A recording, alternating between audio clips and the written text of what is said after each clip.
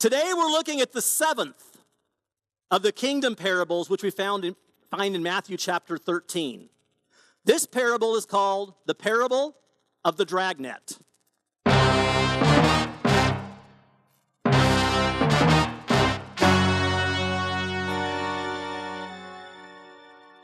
The story you're about to hear is true. None of the names have been changed because only one man, Jesus, was innocent. The setting, Galilee, 30 AD. Jesus spent a good part of the day addressing a crowd of people by the lake. He has been speaking in parables to try and explain what the kingdom of heaven is like. He is now speaking alone to his disciples in a home after leaving the crowds by the lake.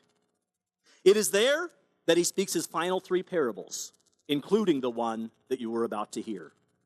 We can believe these stories are true because of the authority of the man who spoke them. The man speaking is Jesus Christ, and this is his story.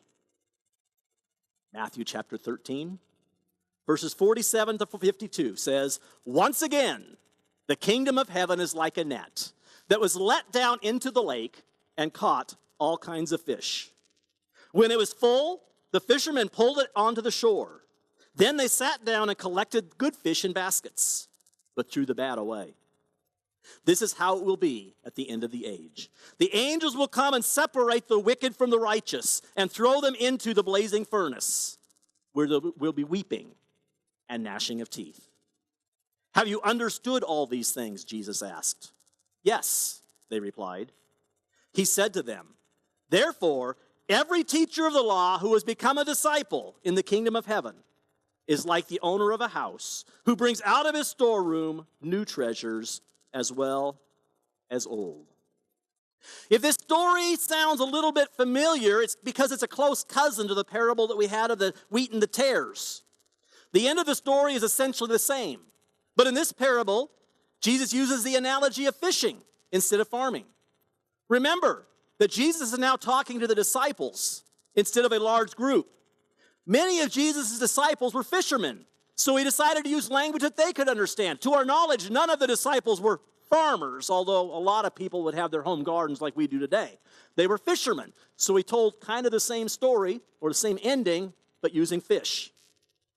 This parable starts with some fishermen casting a net into the sea to catch fish. The sea in this parable represents the world, and the net represents the gospel message, or more specifically, the church, as it proclaims the gospel message. In this parable, even though he's not specifically mentioned, Jesus is the master fisherman who sends his disciples, his church, out to catch fish. As I've already said, some of Jesus' disciples, actually 4 of them that we know of, were fishermen. Mark chapter 1, verses 16 to 20 says, "As Jesus walked beside the Sea of Galilee, he saw Simon and his brother Andrew casting a net into the lake, for they were fishermen. 'Come follow me,' Jesus said, 'and I will send you out to fish for people.' At once they left their nets and followed him.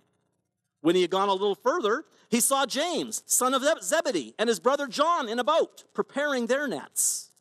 Without delay he called them, and they left their father Zebedee in the boat with the hired men and followed him."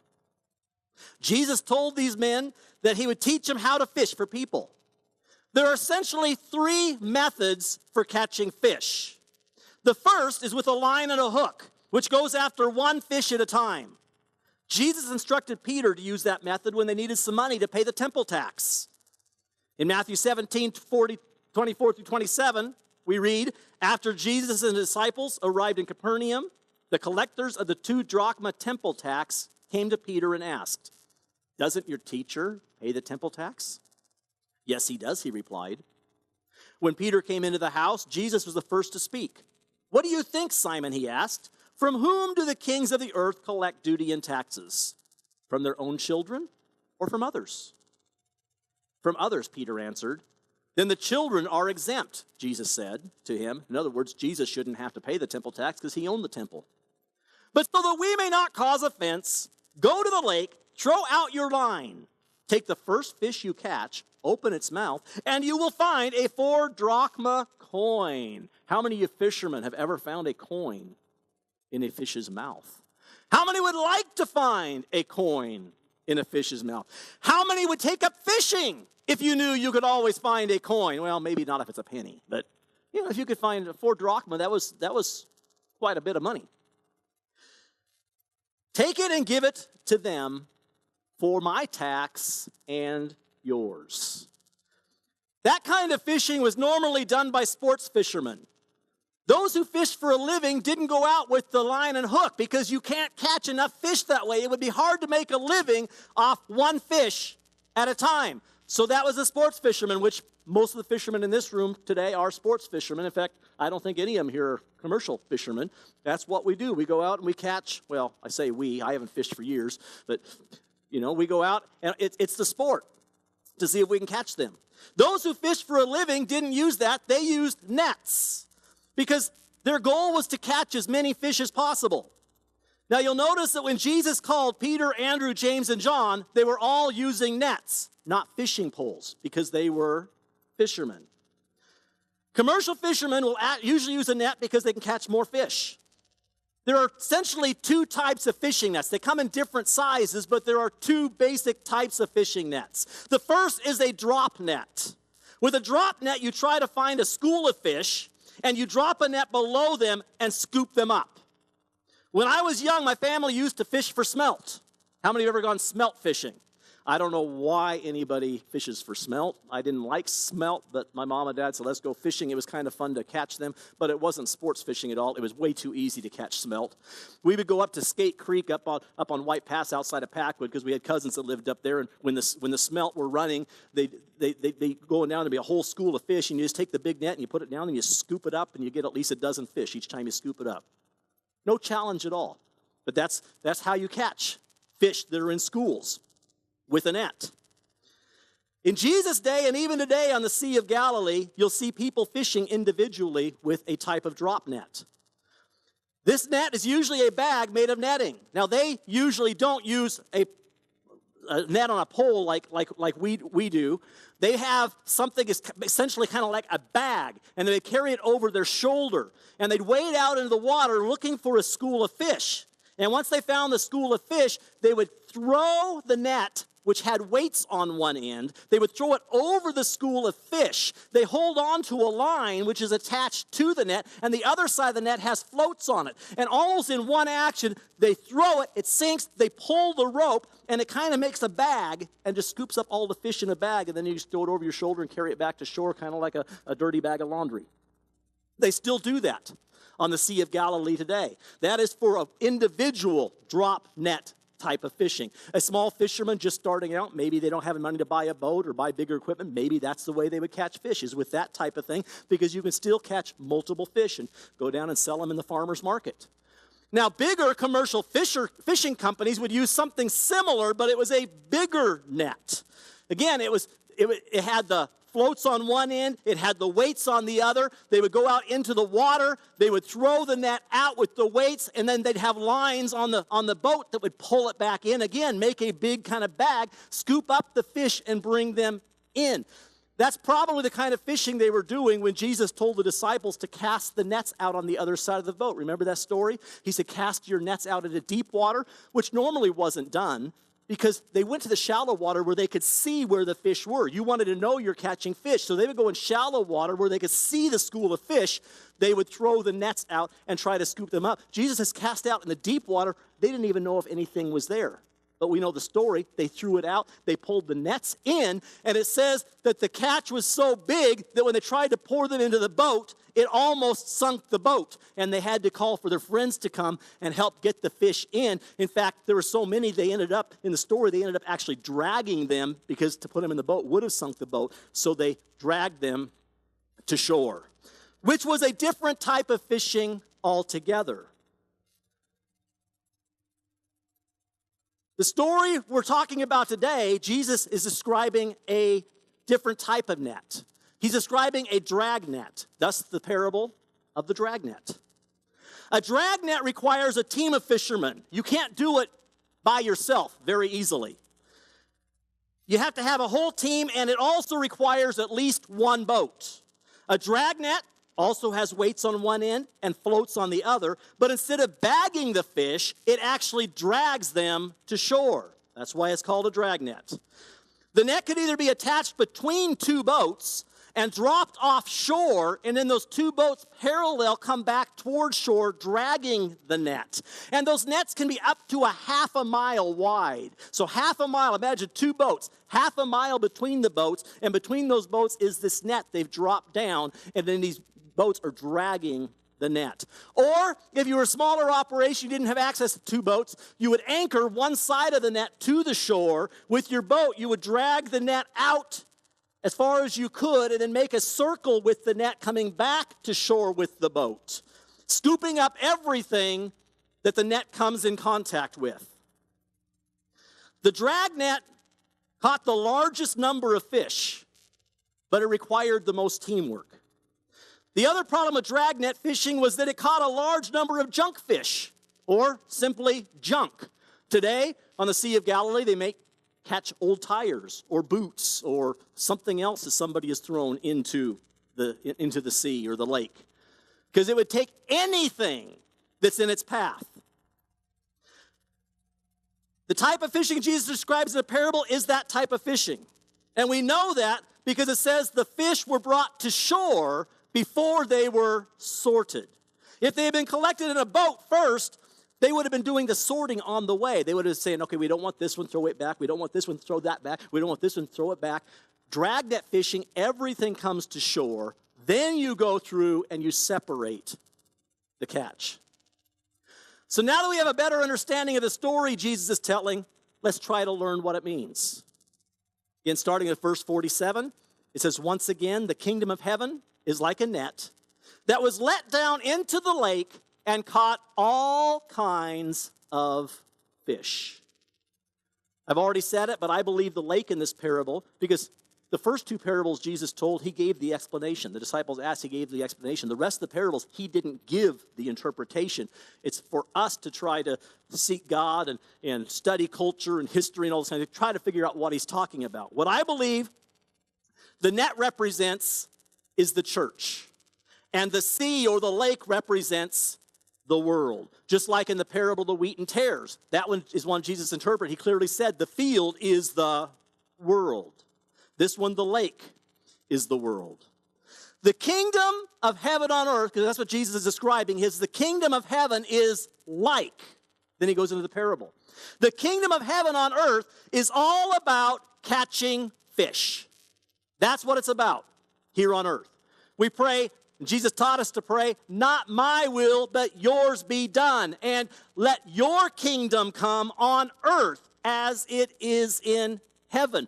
The kingdom on earth is fishing. Jesus said, I will make you fishers of men. Go out and catch more people. Bring them into the kingdom.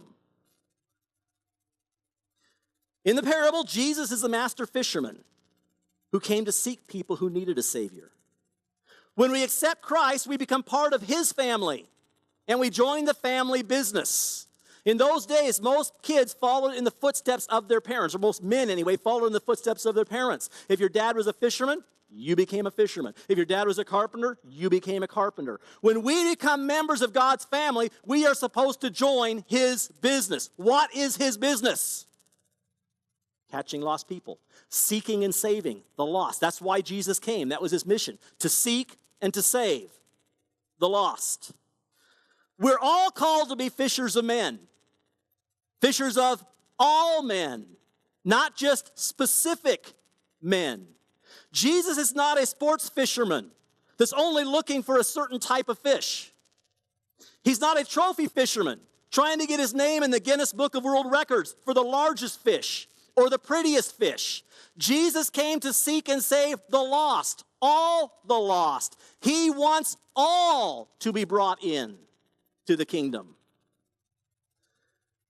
Of course, there will be some in the net that will be thrown out when they get to shore. But we're going to get to that in a moment. Right now, we're talking about making the net as deep and as wide as possible to catch everything that comes into its path. A dragnet never discriminates. There are at least 20 species of fish which are found in the Sea of Galilee. And that's the most common place they fished back then when Jesus was telling this story. Most of those 20 species of fish could be eaten, but there were some that were more favored than others. There were some that would bring more money at the market. However, if you could make $1 off a fish, it's better than no dollar at all. So anything that was marketable, they would try to sell. There were very few that they couldn't actually keep. Levitical law said that only fish with fins and scales could be eaten. So that ruled out eels, which were common in the Sea of Galilee, and it ruled out catfish because they don't have scales. Many of the fish that were brought to shore by the dragnet had to be thrown out because they weren't kosher. They couldn't be eaten by Levitical law. They had to be thrown out. You notice, though, in this parable, it says they were thrown out and burned because they knew if they threw them back in, they might catch them again tomorrow. There was no game warden. There was no conservationist to say, you can't destroy those fish, you've got to throw them back. They were just trying to make a living, and they said, if this is a junk fish, why do we need it? So instead of throwing it back, they would simply burn it, get rid of it, so it doesn't interfere with their next day's fishing.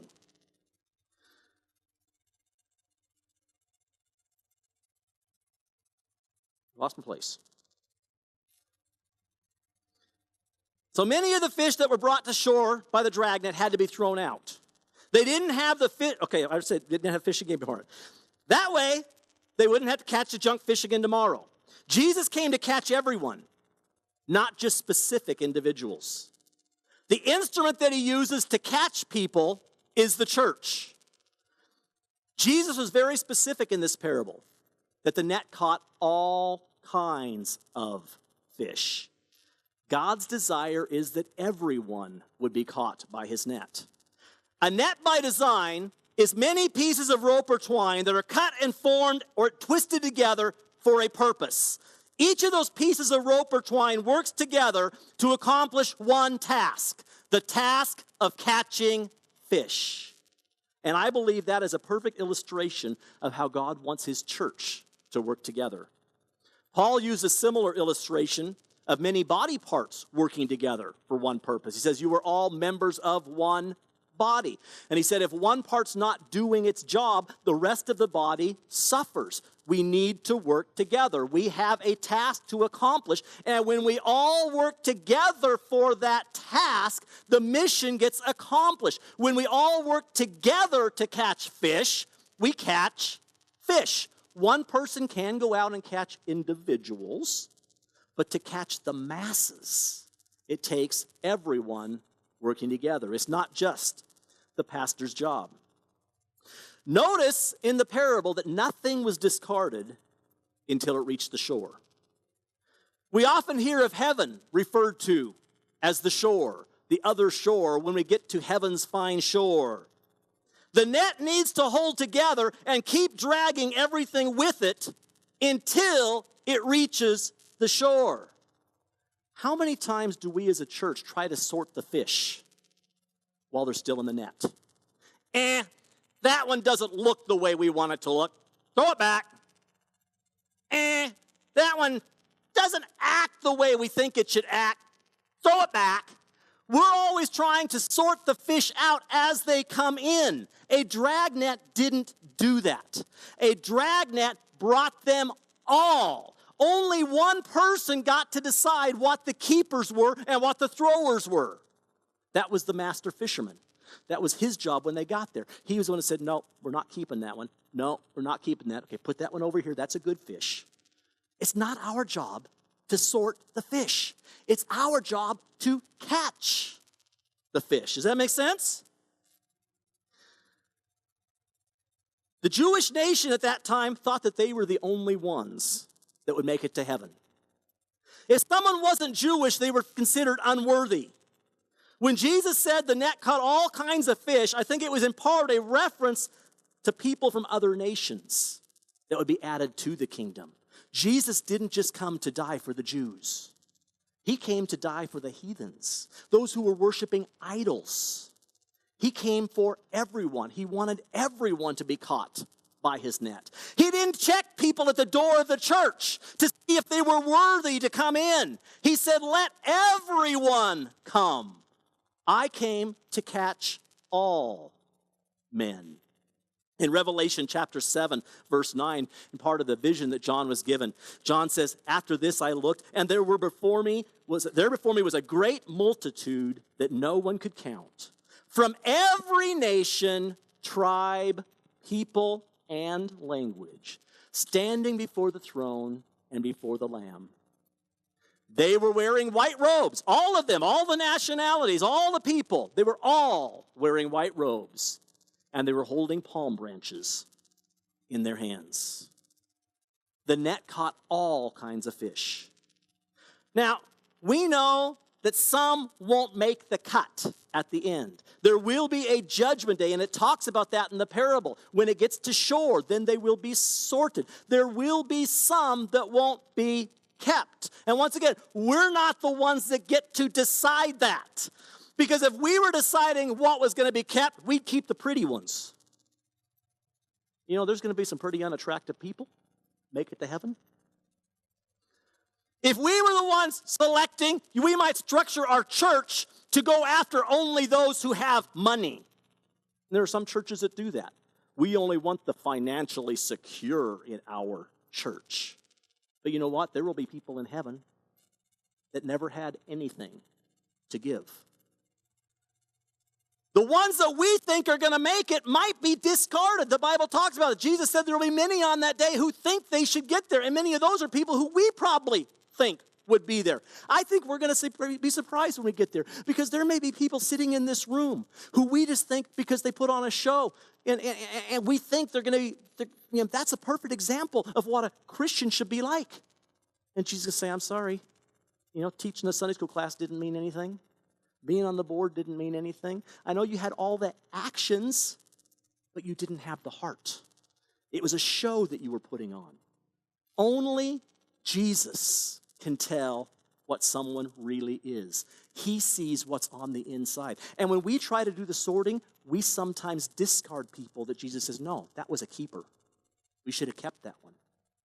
The other thing is, and we talked about this with wheat or the tares, there's a point when every parable that Jesus told breaks down. He's trying to teach a certain principle. And this one, what he's trying to teach is our job is just to catch as many as possible and to keep them, okay? We don't want to lose them once we've got them. We don't want to do something to cause them to get out. I'll talk about that in just a moment. So it's about catching as many as possible, holding on to them, and that he's the one that does the sorting. Because there is a certain point where the analogy breaks down, because when you're talking real fish, fish don't change.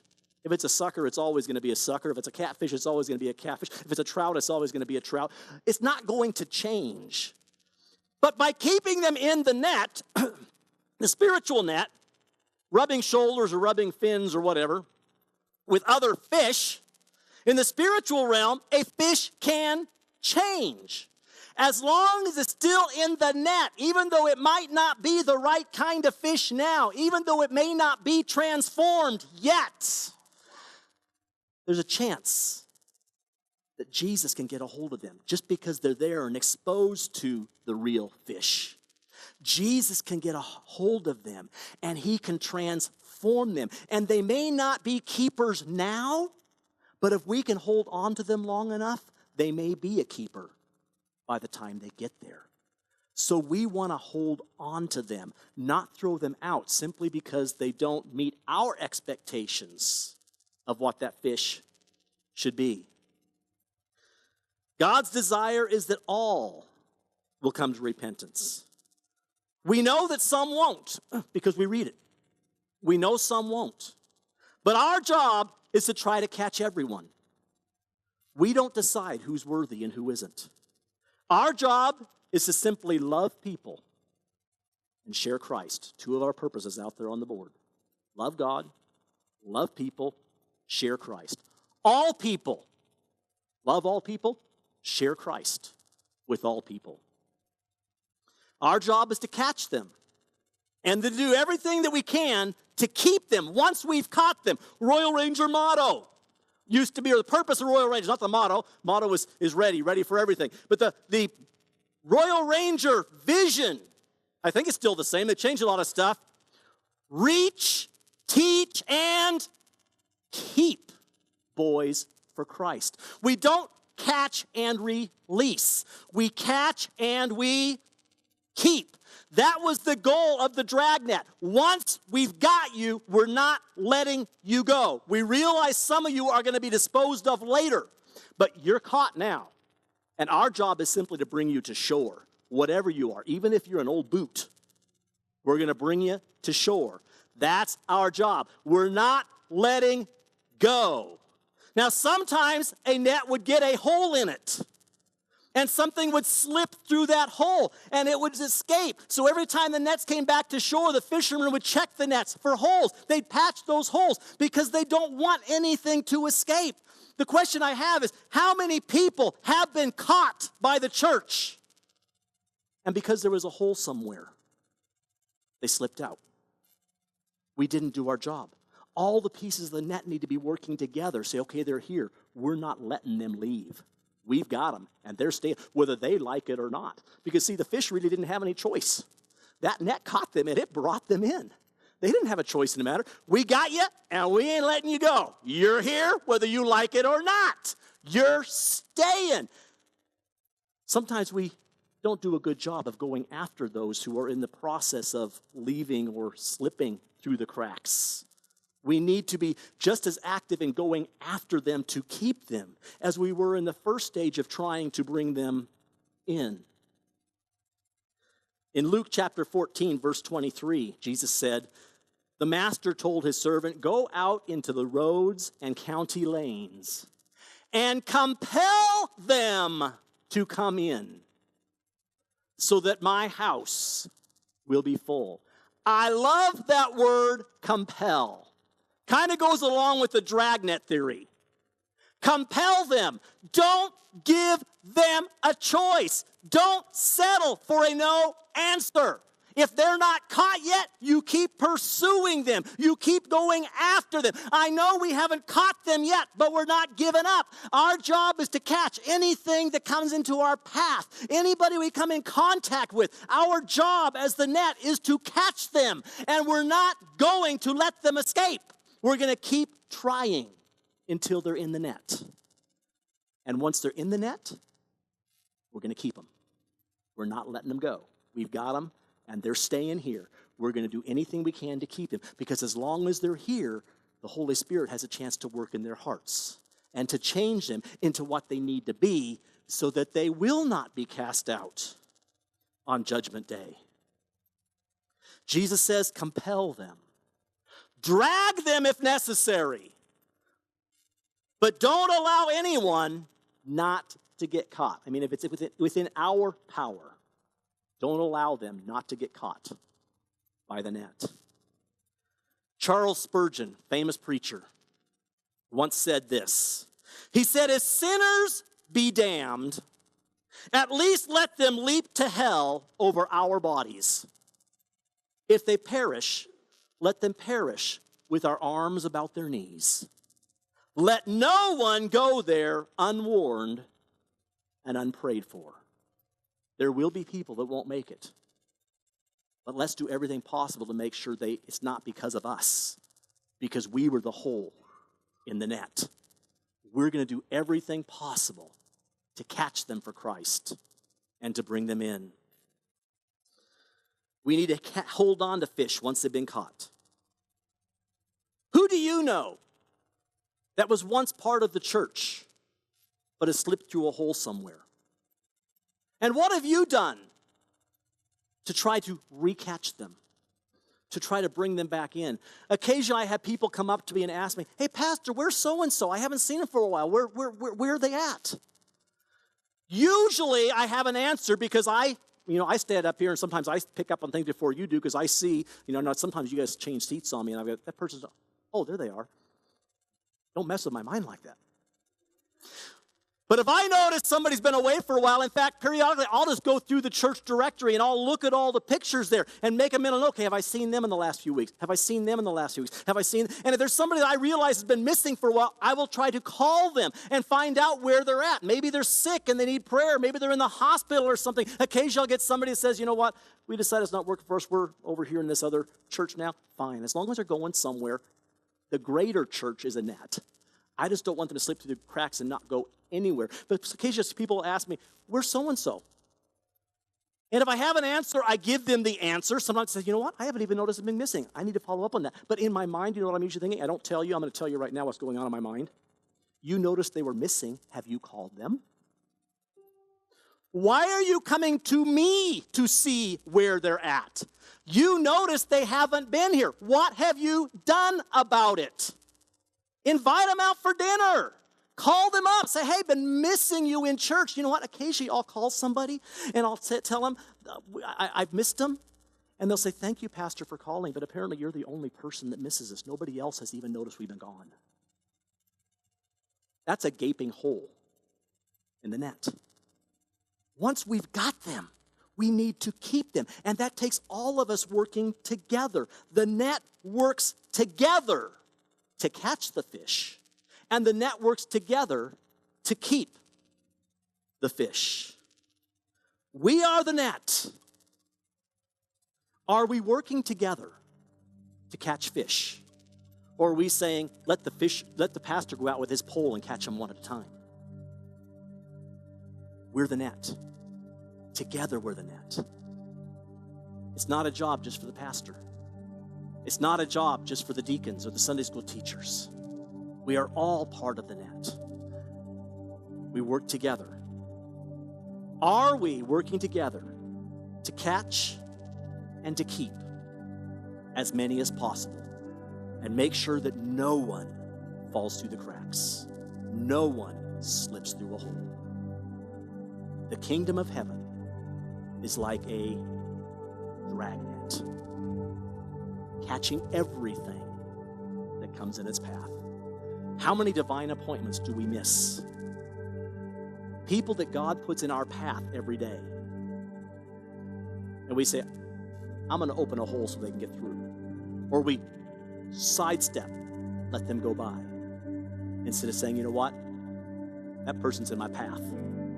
I'm going to do everything I can to catch them and bring them in to the kingdom.